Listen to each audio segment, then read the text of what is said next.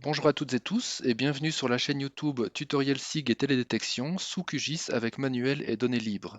Cette vidéo relève de la partie consacrée au SIG de cette chaîne et présente la résolution de la huitième contextualisation ou exercice sous QGIS, présenté en détail dans le manuel qui apparaît actuellement à l'écran. Manuel intitulé Initiation à QGIS, travaux pratiques sur les systèmes d'information géographique SIG. Ce manuel et les données nécessaires pour réaliser cet exercice sont disponibles gratuitement à l'adresse reprise dans la description de cette vidéo sous cette vidéo. Ce huitième exercice est intitulé Contextualisation 8, contrat de rivière en Haïti et gestion intégrée des ressources en eau, GIR. Attention, pour rappel, pour réaliser cet exercice sans difficulté, il est très fortement conseillé d'avoir préalablement suivi la vidéo d'introduction générale de cette formation, et en particulier la section de cette vidéo relative à l'accès aux données qui correspond à la section 1.3 du manuel, section qui vous indiquera comment télécharger, décompresser et organiser correctement ces données sur votre ordinateur personnel. Il est important de suivre ces recommandations pour éviter tout bug lors de la réalisation de l'exercice. Cette vidéo d'introduction générale est disponible sur cette chaîne et via le lien renseigné dans la description de cette vidéo-ci, sous cette vidéo-ci. Notez également que le chapitrage, disponible dans la description de cette vidéo, ci-dessous, vous permettra d'accéder rapidement aux différentes sections de cette vidéo. Je vais vous présenter dans un premier temps les objectifs pédagogiques de l'exercice et le temps nécessaire pour le réaliser. J'aborderai ensuite la contextualisation en tant que telle, qui sera suivie par une brève présentation du schéma des opérations à suivre, et je terminerai par vous indiquer quelles données et quels projets QGIS utiliser dans le dossier de formation. Cette huitième contextualisation est présentée juste avant la section 7.14 du manuel de formation, aux pages 203 à 206, pages qui apparaissent actuellement à l'écran.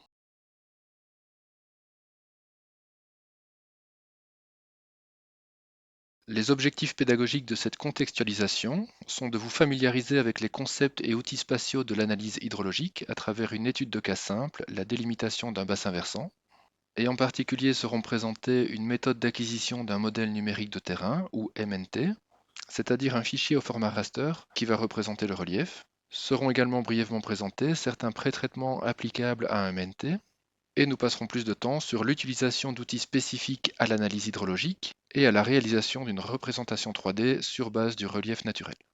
Le temps nécessaire pour réaliser cet exercice en mode découverte et en autonomie devrait être d'approximativement 1h30. Je vais maintenant lire avec vous cette huitième contextualisation intitulée Contrat de rivière en Haïti et gestion intégrée des ressources en eau, GIR. L'ONG haïtienne L'eau pour tous commence un projet de développement en Haïti sur le modèle des contrats de rivière. Le projet se focalise sur le bassin versant pilote de Bombardopolis-Gonaïves et l'une des premières étapes de ce projet est de réaliser une base de données géographiques de référence sur ce bassin. Votre objectif sera d'identifier les limites géographiques de ce bassin versant. La première illustration correspond à une carte du relief d'Haïti.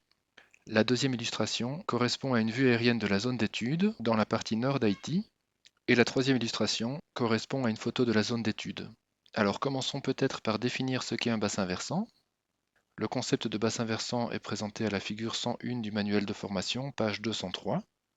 Un bassin versant, représenté en rouge dans l'illustration, correspond au territoire pour lequel chaque goutte de pluie qui tomberait sur ce territoire s'écoulera en définitive vers un point unique de sortie appelé exutoire de ce bassin versant.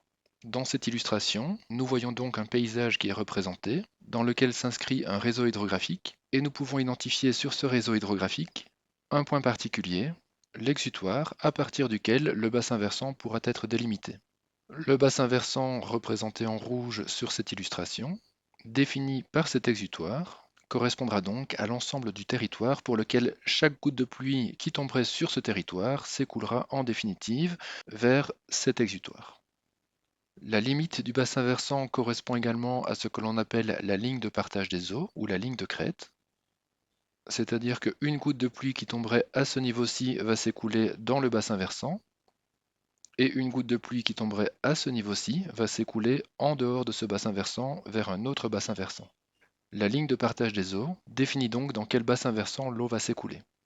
Bien évidemment, au sein de ce bassin versant, nous pourrions identifier plusieurs sous-bassins versants, comme c'est le cas à ce niveau-ci, et ce sous-bassin versant sera défini par son propre exutoire qui se situera à ce niveau-ci.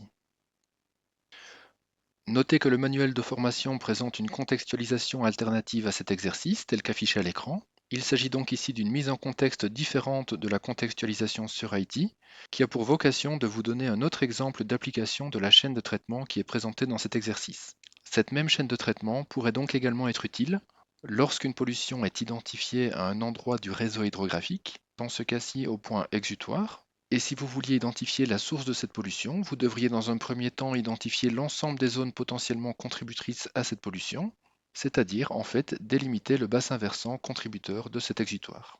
Et donc dans ce cas de figure également, vous auriez à définir un bassin versant à partir d'un point particulier, l'exutoire. Alors si nous revenons à la contextualisation sur IT, un aperçu du résultat auquel vous devriez arriver est présenté à la figure 108, page 218, qui correspond à une représentation 3D de la zone d'étude utilisant la couche Google Satellite comme couche de drapage et présentant l'exutoire du bassin versant d'intérêt sous la forme d'un petit point bleu et la délimitation du bassin versant lié à cet exutoire sous la forme d'une ligne blanche. La figure 102 du manuel, page 206, donne également un aperçu de la délimitation du bassin versant, mais en 2D, à ce niveau-ci,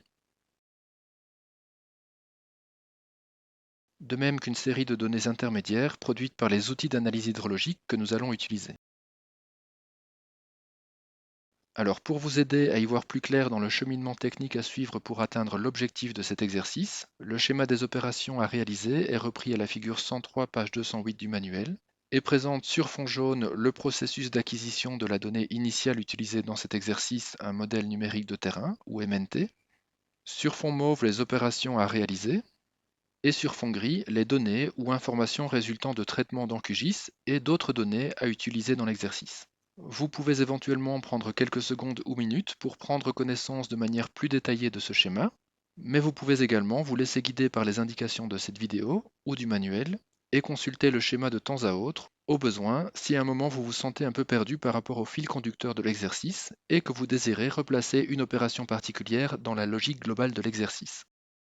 Alors attention, petite particularité pour cette contextualisation 8, les 4 premières étapes du schéma des opérations ont déjà été réalisées pour vous dans le projet QGIS mis à votre disposition, analyse hydrologique à it.qgz, et ceci afin que cet exercice puisse se concentrer sur des fonctionnalités spécifiques à l'analyse hydrologique, reprises à partir de l'étape 5, tout en évitant des pré-traitements génériques qui rendraient cet exercice un peu trop chronophage.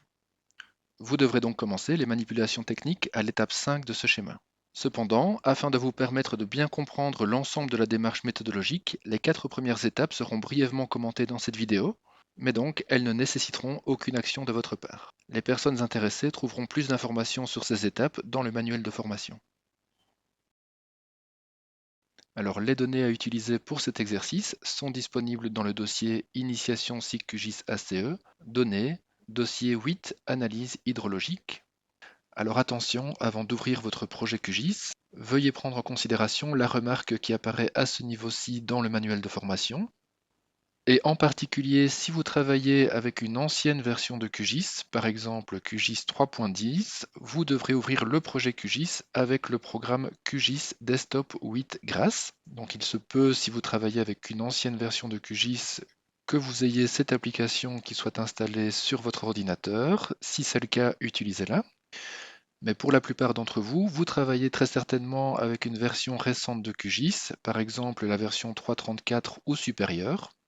Et dans ce cas, vous pourrez ouvrir le projet QGIS tout à fait normalement, avec l'application QGIS Desktop normale. Et dans ce cas-là, après ouverture du projet, vous aurez à activer ou à cocher le fournisseur de traitement GRASS dans le menu Extensions, Installer, gérer les extensions. Vous aurez à cocher GRASS GIS Provider. Alors pourquoi cette remarque technique concernant l'ouverture du projet QGIS pour cette contextualisation en particulier? Eh bien simplement parce que dans le cadre de cet exercice, nous allons devoir utiliser toute une série de fonctions qui sont dépendantes du fournisseur de traitement GRASS, fonctions qui seront nécessaires pour les analyses hydrologiques en tant que telles. Alors comme nous le disions, donc, le projet QGIS à utiliser se situe dans le dossier numéro 8, analyse hydrologique, et vous retrouvez votre projet QGIS à ce niveau-ci, analyse hydrologique à it.qgz. Et dans mon cas, je vais l'ouvrir normalement, puisque j'utilise une version récente de QGIS. Alors après ouverture, votre projet QGIS devrait se présenter comme ceci. localisée sur Haïti, qui est représentée à ce niveau-ci en orange, avec la République dominicaine juste à l'est, à ce niveau-ci, les Bahamas à ce niveau-ci, et Cuba à ce niveau-ci. Alors comme d'habitude, vous pouvez dézoomer un petit peu, afin de mieux vous rendre compte de la localisation de Haïti dans la région. Nous sommes donc dans les Antilles ou Caraïbes. Alors comme dit juste avant, et pour ne pas oublier, comme nous allons avoir besoin de fonctions qui dépendent du fournisseur de traitement GRAS, nous allons activer le GRAS GIS Processing Provider dans les extensions via ce menu Extensions, Installer, gérer les extensions. Vous pouvez vous rendre dans le menu Toutes et ensuite taper GRAS à ce niveau-ci. Et vous allez retrouver le GRAS GIS Processing Provider. Donc ne vous trompez pas d'extension, il y a deux extensions GRAS, une extension obsolète et celle que vous devez installer est donc bien celle-ci, le GRAS GIS Processing Provider, que vous pouvez donc activer à ce niveau-ci. Donc il n'est pas nécessaire d'installer en tant que telle l'extension, elle est déjà installée, il suffit de l'activer à ce niveau-ci en cochant cette case. Une fois que ceci est fait, vous pouvez fermer cette fenêtre et vérifier la disponibilité de ce fournisseur de traitement dans le menu traitement de QGIS.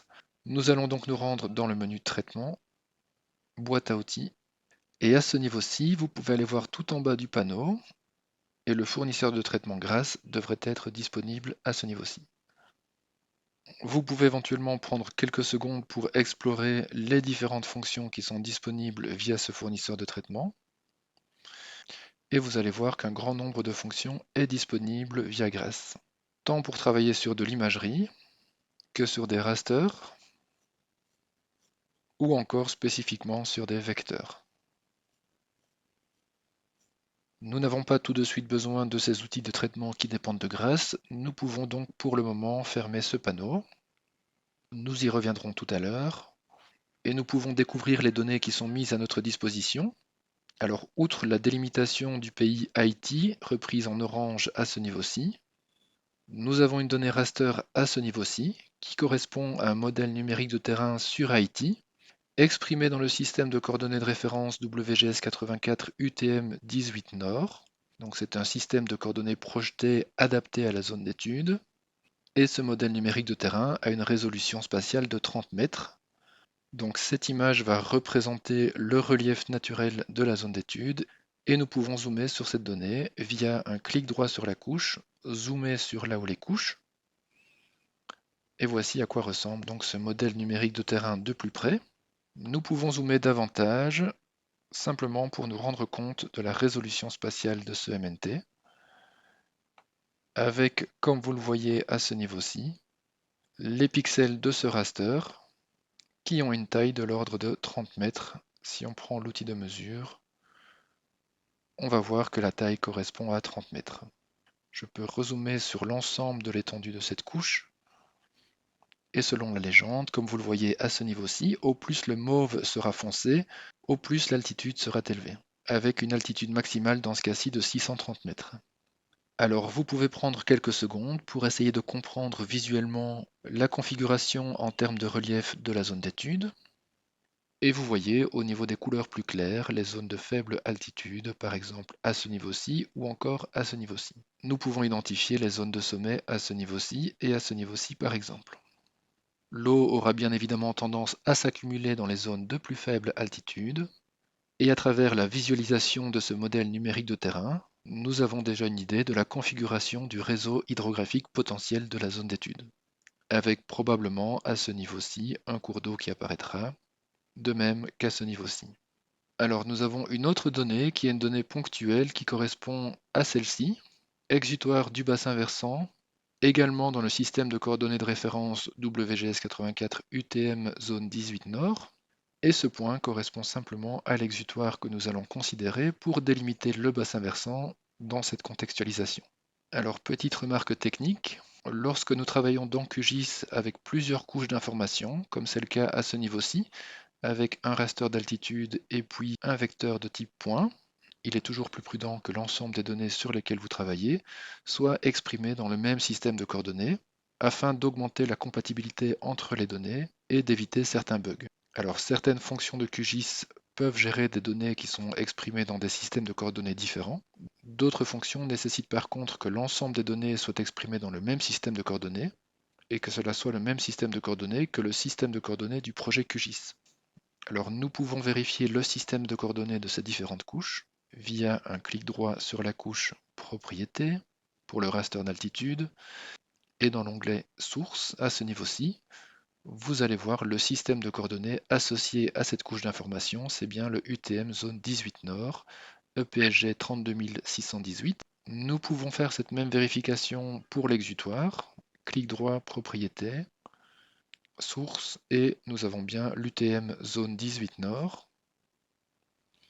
Et nous pouvons également vérifier le système de coordonnées du projet QGIS à ce niveau-ci, donc projet propriétaire.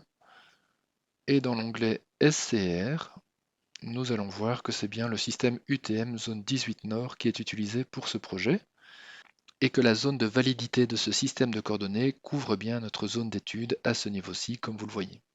Donc les différentes données et le projet sont actuellement bien paramétrés puisqu'ils sont tous exprimés dans le même système de coordonnées.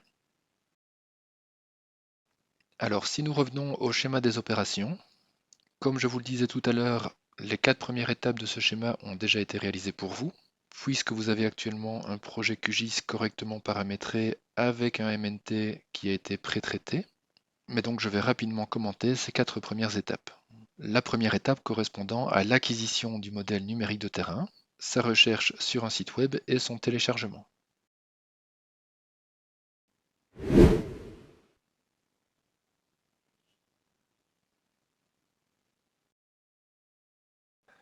Alors petite remarque au passage, tel qu'indiqué en introduction de la section 7.14 du manuel Analyse hydrologique, si vous voulez réaliser des analyses hydrologiques dans QGIS, bien évidemment le fournisseur de traitement GRASS va vous fournir une série d'outils, mais sachez qu'il existe aussi des outils d'analyse hydrologique dans l'extension Saga et dans l'extension Todem, que je vous laisse découvrir dans QGIS. Donc elles sont disponibles via le menu Extension à ce niveau-ci.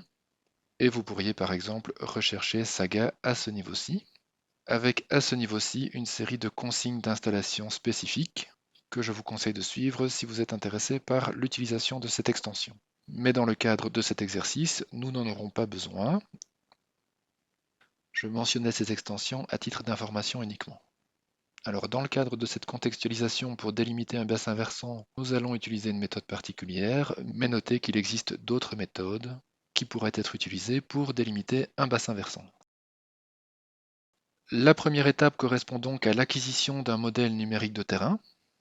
Et comme indiqué dans le manuel, une des sources d'informations de référence pour l'acquisition gratuite d'informations sur l'altitude partout sur la Terre, ou presque, est le site web earthexplorerusgs.gov. Alors nous pouvons rapidement nous rendre sur ce site de référence, donc un site américain.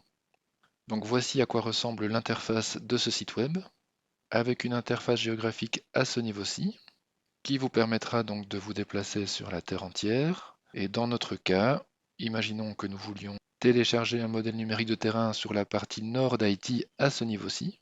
Eh bien, il nous suffirait de positionner un point à ce niveau. Si vous avez fait une erreur de positionnement, vous pouvez toujours supprimer ce point à ce niveau-ci et puis recommencer. Vous pouvez également définir une zone particulière, comme ceci par exemple. Lorsque vous voulez rechercher un modèle numérique de terrain, vous devrez faire attention à ce que, à ce niveau-ci, aucun critère de date ne soit indiqué, puisque les modèles numériques de terrain ne sont pas liés à une date particulière. Donc gardez ce menu-ci vide. Et vous pourrez ensuite vous rendre dans l'onglet Dataset à ce niveau-ci, onglet qui vous donne accès à toute une série de données qui sont disponibles à travers ce site web, dont des images aériennes, des images satellitaires, avec en particulier à ce niveau-ci les images Landsat pour information. Et ce qui nous intéresse dans ce cas-ci, ce sont les données d'élévation ou d'altitude dans Digital Elevation. Et en particulier, nous allons retrouver dans le menu SRTM, à ce niveau-ci, la couche d'information qui probablement vous intéressera le plus, donc SRTM 1 arc seconde global. Un arc seconde correspond à une résolution spatiale de plus ou moins 30 mètres. Alors si vous voulez avoir plus d'informations sur ces différents jeux de données, vous pouvez toujours cliquer sur Collection Info, ce qui va donc vous rediriger vers une page web de référence qui vous expliquera précisément à quoi correspondent ces différents jeux de données. avec notamment ici l'information sur la résolution spatiale, un arc seconde qui correspond à environ 30 mètres. Alors nous n'allons pas rentrer dans ces détails dans cette vidéo. Une fois que vous avez identifié le dataset d'intérêt, eh bien vous allez simplement pouvoir passer à l'onglet Results et les différents modèles numériques de terrain qui correspondent à votre requête vont apparaître à ce niveau-ci. Vous pouvez visualiser l'empreinte de chacune de ces données. Vous pouvez prévisualiser l'image en tant que telle.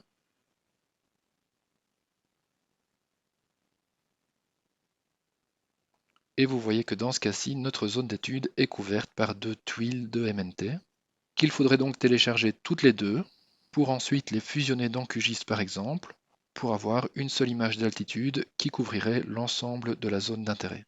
Alors nous n'allons pas réaliser toute la procédure de téléchargement ensemble, mais si vous vouliez télécharger ces différentes données, vous pourriez le faire à ce niveau-ci via ce bouton. Mais donc pour pouvoir télécharger les données, vous devez au préalable vous créer un compte sur ce site web et vous loguer, ce que vous pourriez faire à ce niveau-ci au niveau du bouton Login. Procédure que je ne vais donc pas vous montrer dans cette vidéo par souci de concision. Mais donc maintenant, vous savez où trouver ce type d'informations sur le relief naturel des surfaces continentales. Alors, comme mentionné à l'instant, si vous deviez télécharger plusieurs tiles de MNT pour couvrir l'ensemble de votre zone d'étude, vous auriez ensuite à réaliser un mosaïquage ou une fusion de ces données dans QGIS ou dans ArcGIS par exemple, pour obtenir une seule image sur l'ensemble de votre zone d'étude.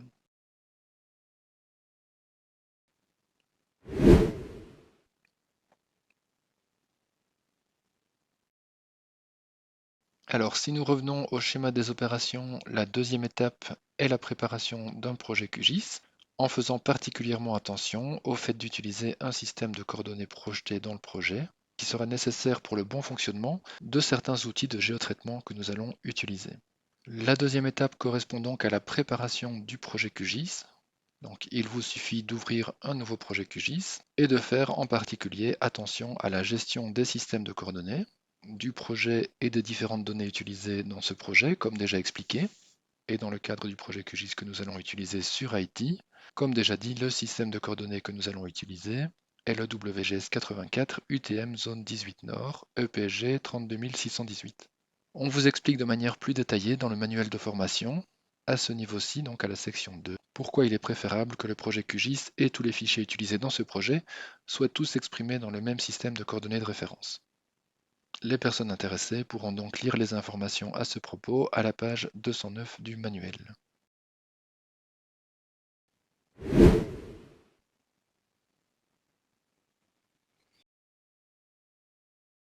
La troisième étape du schéma des opérations correspond simplement à l'ajout du MNT téléchargé dans le projet QGIS. Vous aurez dans ce cas simplement à utiliser le bouton Gestionnaire des sources des données, bien choisir le type de données raster, puisque le modèle numérique de terrain correspond à une donnée raster ou image, et ensuite naviguer vers votre donnée pour l'ajouter dans votre projet. Ce que je ne vais pas faire puisque le MNT est déjà présent dans notre projet.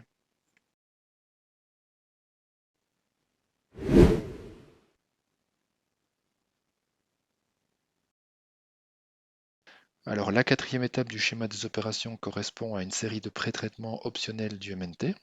Mosaïquage ou fusion, découpage, projection et remplissage.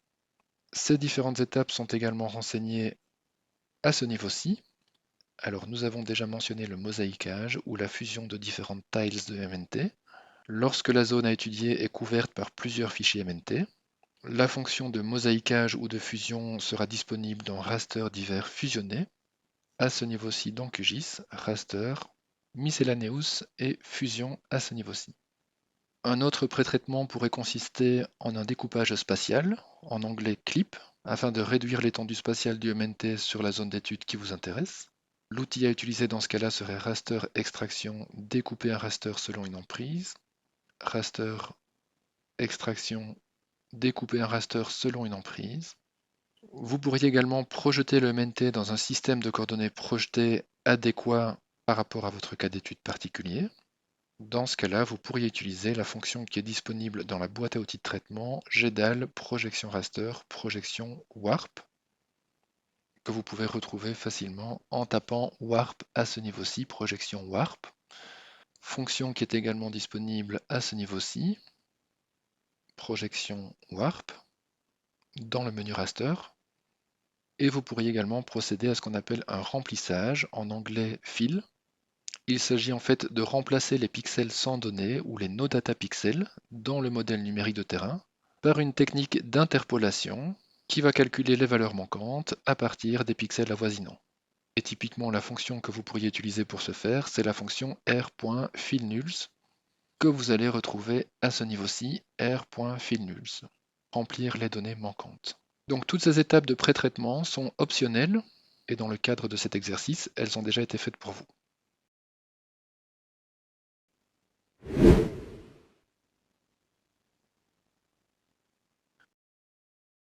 Alors nous allons maintenant rentrer dans le vif du sujet avec l'étape numéro 5 qui consiste en un calcul de caractéristiques hydrologiques de la zone d'étude avec un outil qui dépend de l'extension GRASS, l'outil r.watershed.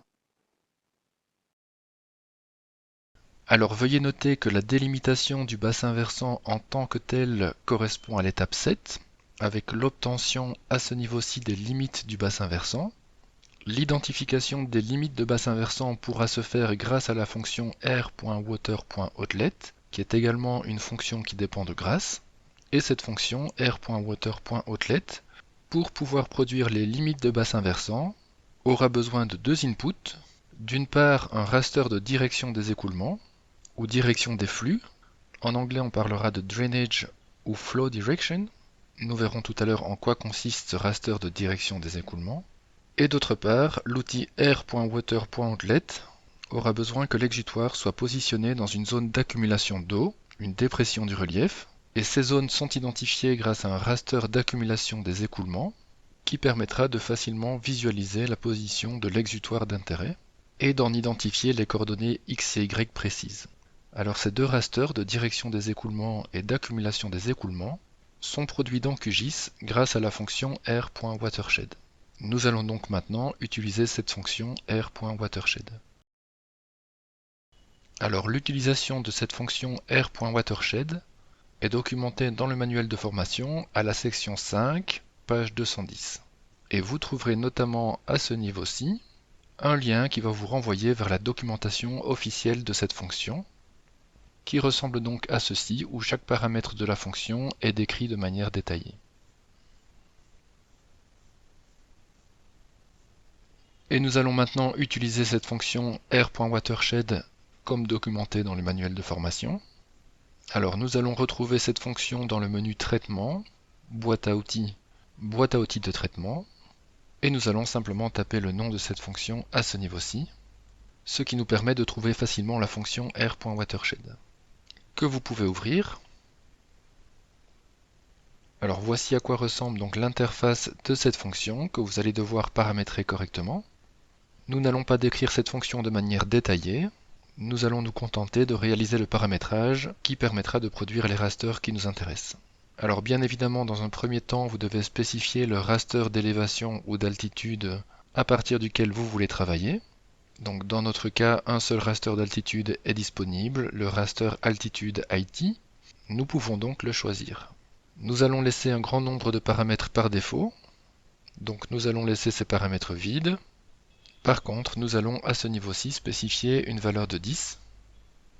Nous n'allons pas détailler ce paramètre, mais si vous voulez en savoir plus, vous pouvez toujours vous référer à la documentation en ligne de cette fonction.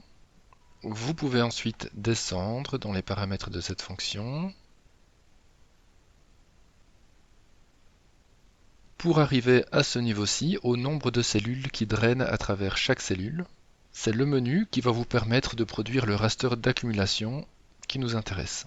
À ce niveau-ci, vous allez donc devoir choisir votre répertoire de sortie, enregistrer vers un fichier. Donc vous pouvez naviguer vers votre dossier numéro 8, analyse hydrologique, et vous devez donner un nom à ce raster, vous allez l'appeler accumulation. Vous pouvez ensuite enregistrer ceci, et vous allez ensuite spécifier le raster sens de drainage, ou direction des écoulements. Donc à nouveau, vous allez naviguer vers votre répertoire de sortie, enregistrer vers un fichier, et vous allez appeler ce raster direction. pour direction des écoulements. Enregistrer. Nous allons laisser les autres paramètres par défaut et vous voyez que cette fonction permet de produire d'autres rasters que nous n'allons pas commenter dans le cadre de cet exercice car nous n'en aurons pas besoin et nous allons simplement exécuter cette fonction. Alors dans mon cas, je vois que j'ai quelques messages d'erreur en relation avec la symbologie des couches. Ce sont des erreurs mineures qui peuvent être ignorées dans ce cas-ci. Et je vais simplement fermer ma fenêtre pour ensuite visualiser les résultats de cette fonction dans mon interface de visualisation QGIS. Alors il y a une série de couches d'informations dont je n'aurai pas besoin. Je peux donc les désactiver et je ne vais pas les commenter.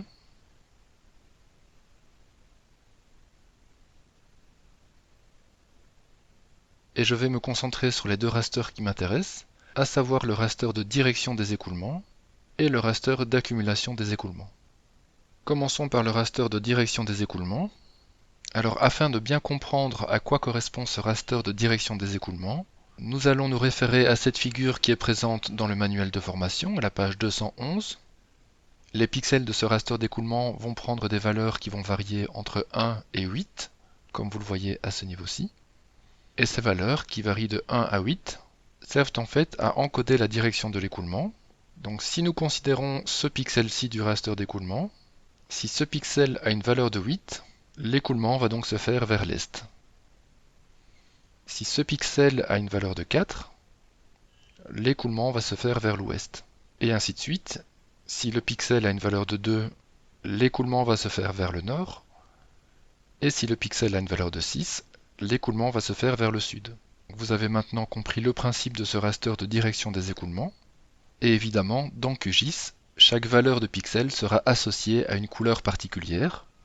C'est ce que nous voyons à ce niveau-ci avec un dégradé de gris pour les valeurs qui vont donc de 1 à 8.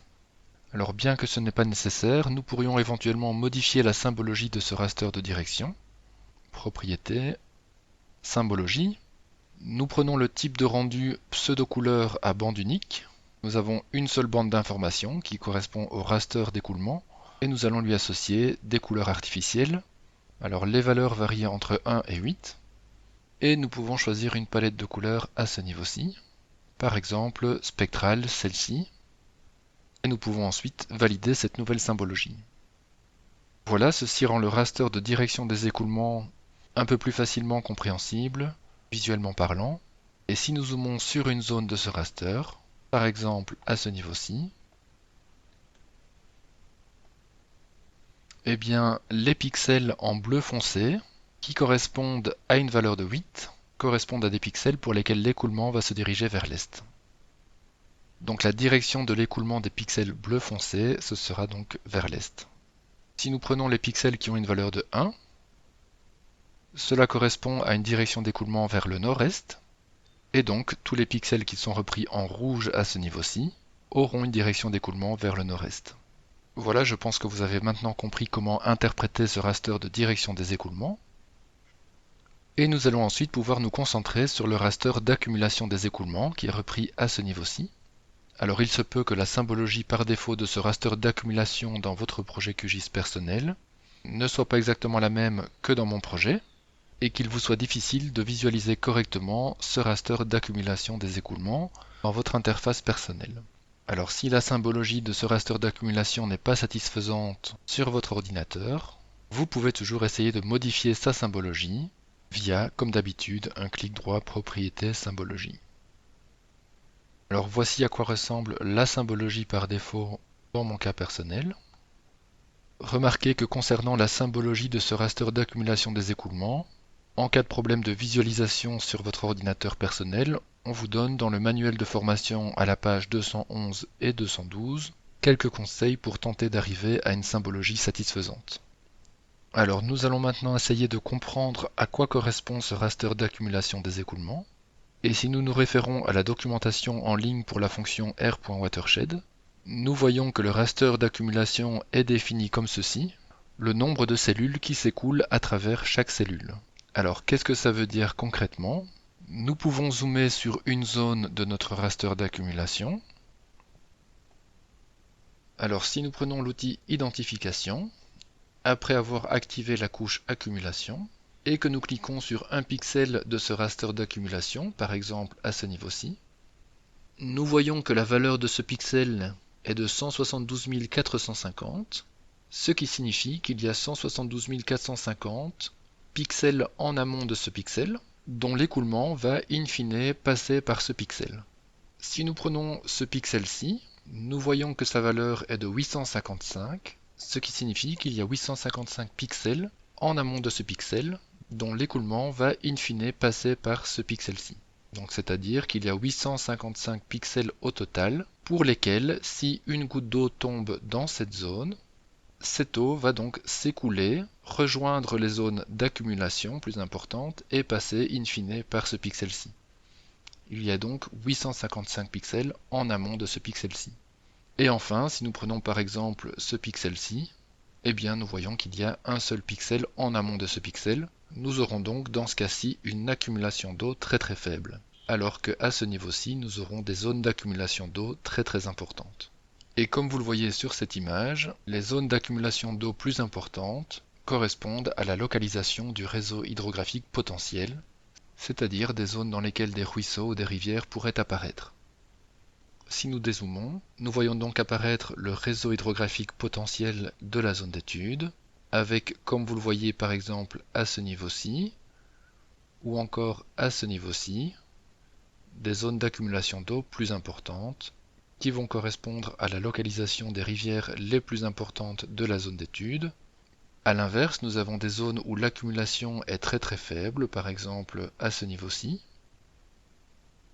Et cette zone va correspondre à une zone de crête, dans laquelle il n'y aura pas ou très très peu d'accumulation d'eau.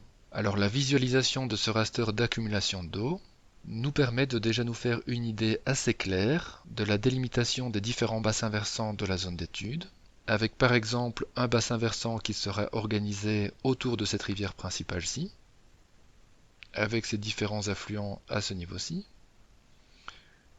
Et puis nous aurons un autre bassin versant qui sera organisé autour de cette rivière principale-ci, avec ses différents affluents. Nous aurons donc très certainement un bassin versant à ce niveau-ci et un autre bassin versant à ce niveau-ci. Voilà, j'espère que vous avez bien compris à quoi correspondent ces rasters de direction des écoulements et d'accumulation des écoulements.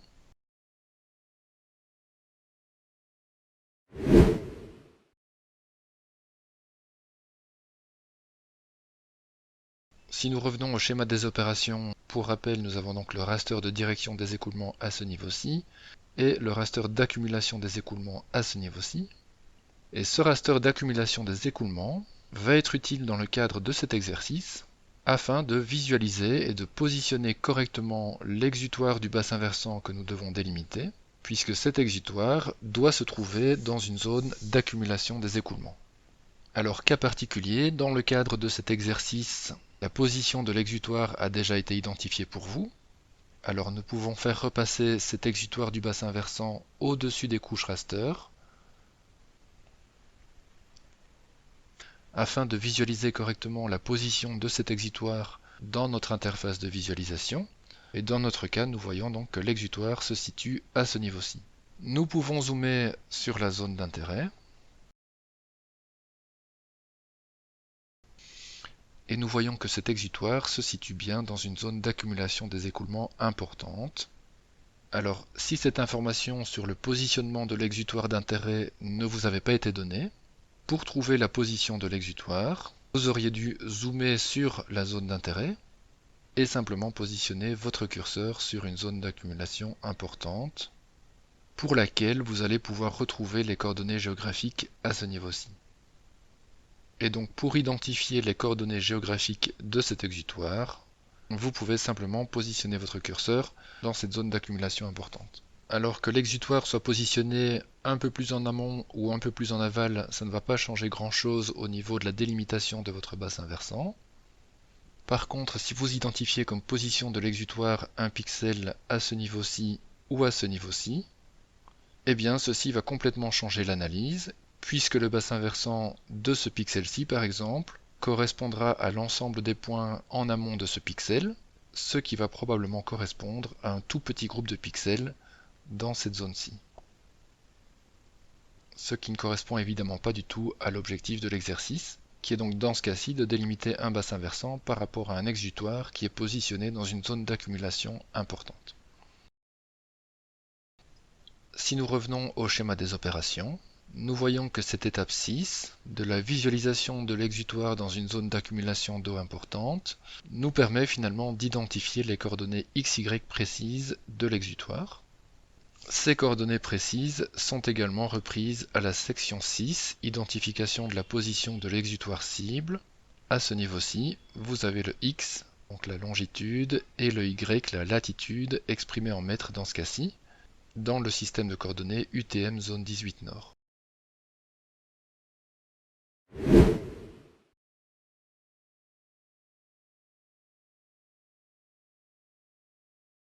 Alors maintenant que nous avons d'une part le raster de direction des écoulements et les coordonnées XY précises de l'exutoire, nous allons pouvoir passer à l'étape suivante, à l'étape 7, qui est donc l'identification du bassin versant défini par l'exutoire avec la fonction r.water.outlet dont le résultat sera les limites du bassin versant.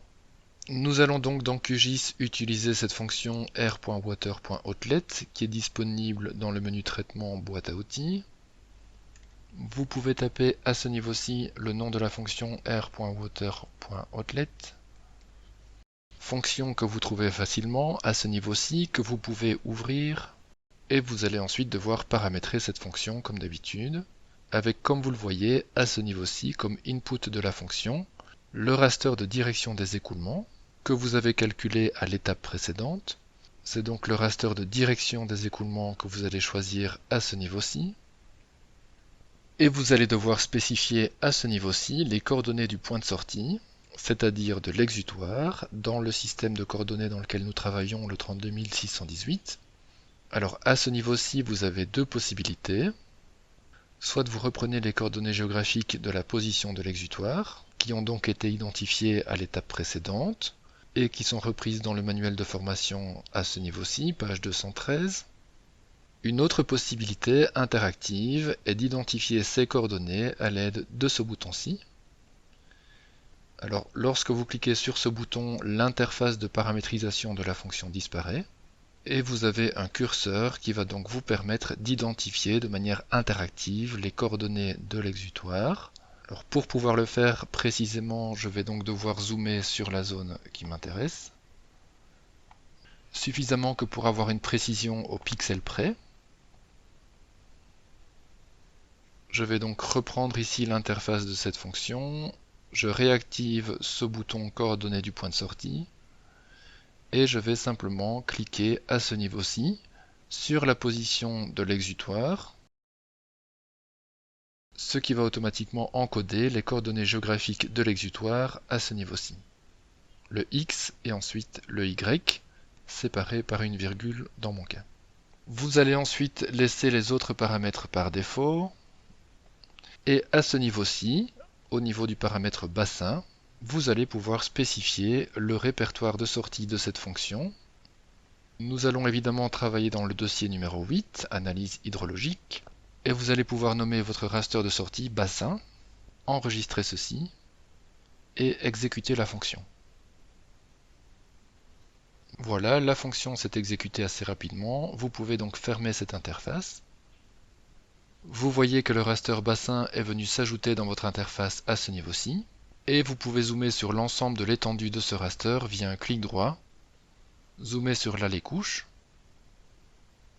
et vous pouvez de cette manière visualiser l'étendue du bassin versant qui a été identifié par cette fonction, en jaune dans ce cas-ci. Cette zone correspond donc à la délimitation du bassin versant, définie par l'exutoire avec lequel nous avons travaillé. Alors si nous faisons le lien entre la délimitation de ce bassin versant et le raster d'accumulation des eaux, nous voyons qu'il y a une cohérence entre ces deux informations, puisque ce bassin versant va identifier toutes les zones qui vont in fine s'écouler dans l'exutoire sur lequel nous avons travaillé. Donc par exemple, imaginons que des précipitations arrivent dans cette zone et qu'il y ait un ruissellement de surface. Eh bien l'eau va s'écouler dans cette direction-ci, va rejoindre au fur et à mesure les zones d'accumulation d'eau les plus importantes, pour in fine arriver dans cette rivière plus importante de la zone d'étude, et in fine passer par l'exutoire avec lequel nous avons travaillé. Et similairement, si nous considérons des précipitations qui tomberaient dans cette zone-ci, et qu'il y a un ruissellement de surface, eh bien cette eau ne va pas s'écouler dans ce bassin versant-ci, mais va s'écouler dans cette direction-ci, et va rejoindre ces rivières principales, et in fine passer par un exutoire qui serait localisé à ce niveau-ci. Nous avons donc dans cette zone un autre bassin versant qui serait défini par cet exutoire-ci. Voilà, j'espère que vous avez bien compris la logique de délimitation d'un bassin versant à partir d'un raster d'altitude dans QGIS. Nous venons donc de produire cette donnée-ci, les limites du bassin versant. Et comme indiqué à ce niveau-ci, ce bassin versant correspond à une donnée au format raster, c'est-à-dire une image composée de pixels. Pour s'en rendre compte éventuellement, vous pouvez zoomer sur les limites du bassin versant. Et nous voyons bien ici dans QGIS qu'il s'agit d'une donnée raster identifiée par cette icône à ce niveau-ci et que la périphérie du bassin versant correspond donc à des pixels.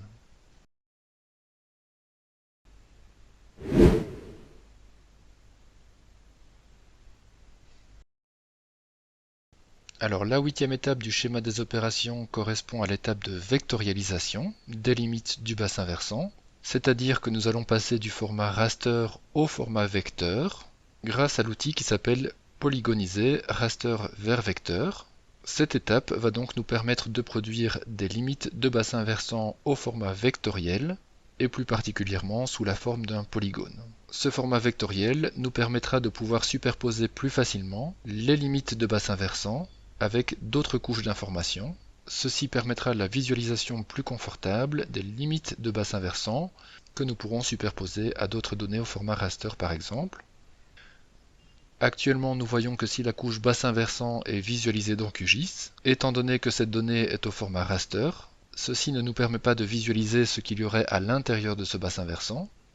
La transformation du format raster au format vectoriel polygone va nous permettre d'afficher uniquement les limites extérieures du bassin versant.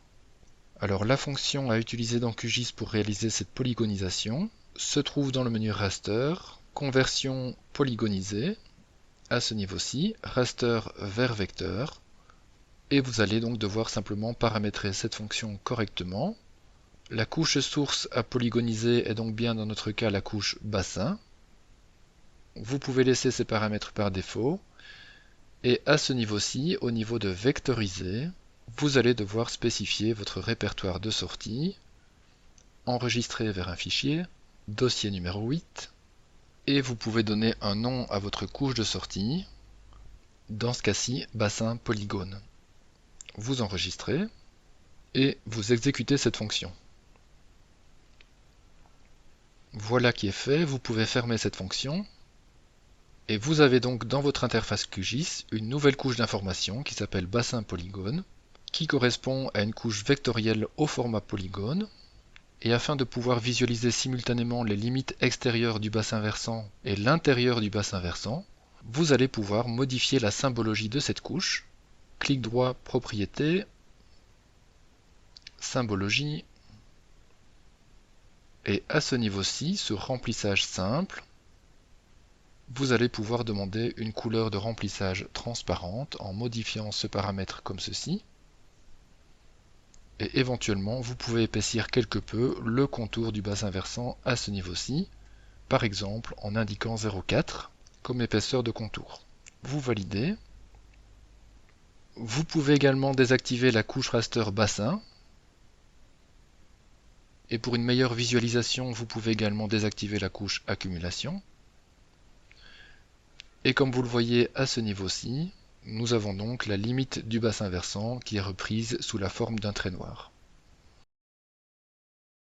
Nous venons donc de réaliser cette 8e étape de vectorialisation des limites du bassin versant.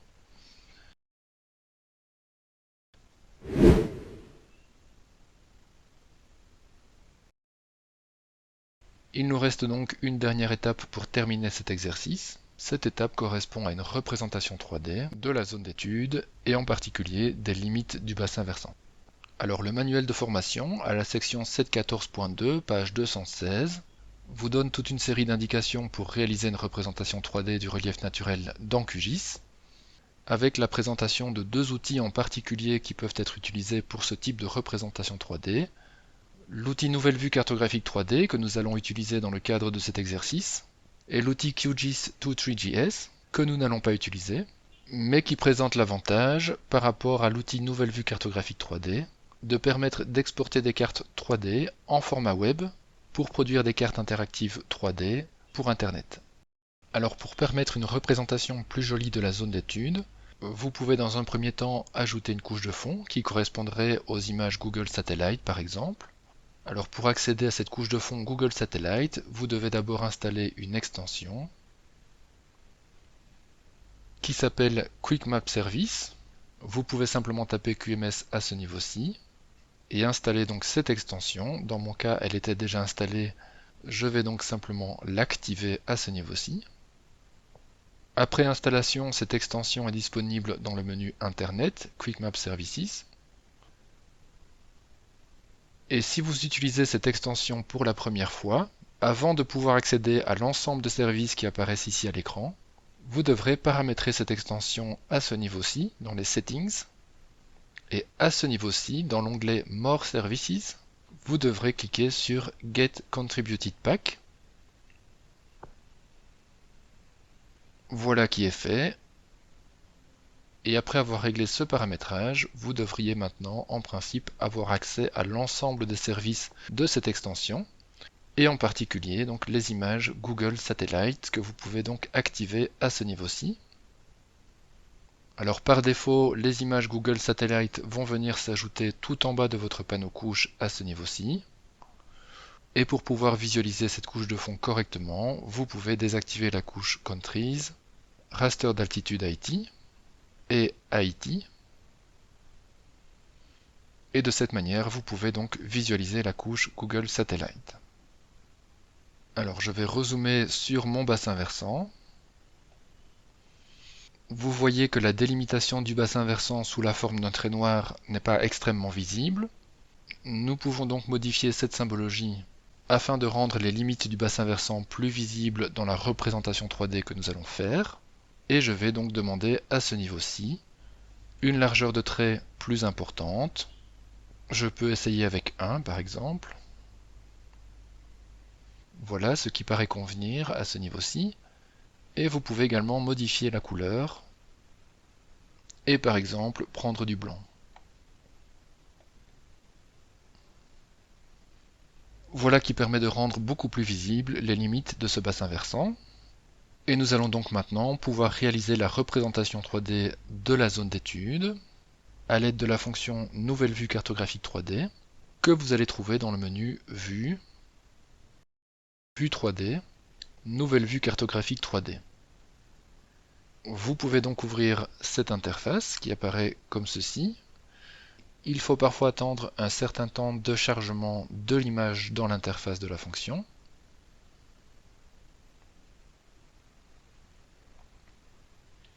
Voilà qui est fait. Vous pouvez éventuellement agrandir cette fenêtre à ce niveau-ci. Alors pour réaliser la vue 3D, vous allez ensuite devoir paramétrer correctement cette interface à ce niveau-ci. Donc via le bouton Configurer. Et via le menu Terrain, vous devrez modifier le type terrain plat vers MNT. C'est-à-dire que vous allez utiliser un MNT pour faire une représentation 3D de la zone d'étude. Et vous devez spécifier à ce niveau-ci dans Élévation le raster d'altitude que vous voulez utiliser pour cette représentation 3D. Et évidemment, dans notre cas, il s'agit de la couche raster altitude Haïti. Alors vous pouvez modifier le paramètre échelle verticale, qui correspond à un facteur par lequel vous allez multiplier artificiellement l'altitude, afin de mieux faire ressortir le relief de la zone d'étude. Nous pouvons essayer avec une valeur de 5 dans un premier temps. Vous pouvez également modifier la résolution de la représentation 3D. Nous pouvons essayer avec une valeur de 200 dans un premier temps. Et si nous ne sommes pas contents du résultat, nous pourrons augmenter cette valeur. Alors vous voyez qu'il existe toute une série d'autres paramètres Nous n'allons cependant pas les commenter dans le cadre de cet exercice. Vous pouvez donc ensuite valider. Vous allez ensuite devoir activer ce bouton-ci, basculer la navigation à l'écran, ce qui va faire apparaître cette interface. Et c'est cette interface qui va vous permettre de réaliser la représentation 3D en tant que telle. Vous allez donc devoir cliquer sur cette flèche-ci et laisser votre curseur enfoncé. Ce qui va donc vous permettre de passer dans un mode de visualisation oblique et donc de faire ressortir le relief. Vous allez ensuite pouvoir ajuster la vue comme bon vous semble avec les différents boutons de l'interface. Vous allez donc pouvoir notamment à ce niveau-ci modifier l'orientation de la visualisation 3D.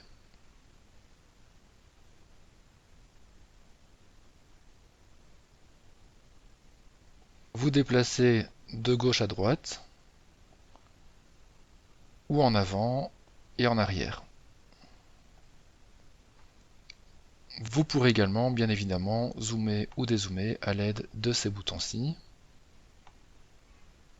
Et donc dans mon cas, j'arrive à cette représentation de la zone d'étude, avec comme couche de fond la couche Google Satellite, à laquelle nous avons superposé les limites du bassin versant en format vectoriel polygone, avec l'exutoire de ce bassin versant qui est également représenté à ce niveau-ci.